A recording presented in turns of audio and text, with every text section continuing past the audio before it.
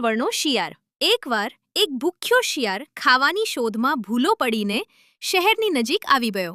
ત્યાં તેને જોઈને કેટલાક કૂતરા તેની પાછળ પડ્યા। કૂતરાઓથી બચવા માટે શિયાળ દોડતો દોડતો એક ધોબીના ઘરના વાડામાં ઘૂસી ગયો।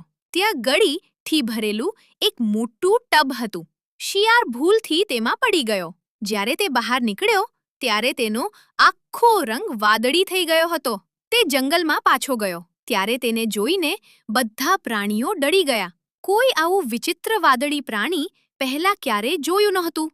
ચતુર શિયાળે આ તકનો લાભ ઉઠાવ્યો। તેણે બહાદુરીનો ડોળ કર્યો અને ગંભીર અવાજે કહ્યું, બધા પ્રાણીઓ સાંભળો, ભગવાને મને સ્વર્ગમાંથી ખાસ તમારા રાજા બનાવીને મોકલ્યો છે। આજથી હું જ આ જંગલનો રક્ષક છું। બધા પ્રાણીઓ તેનાથી ડરીને તેની સેવા કરવા લાગ્યા। સિંહ અને વાઘ પણ તેના માટે શિકાર લાવીને આપતા।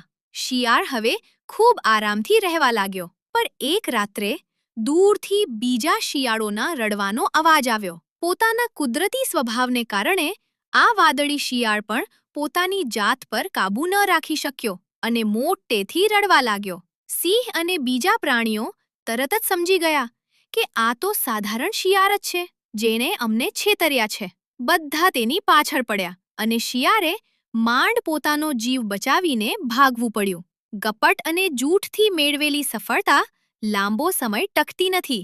ગમે તેટલો વેશ બદલવા છતાં માણસનો અસલ સ્વભાવ ક્યારેય છુપો રહેતો નથી।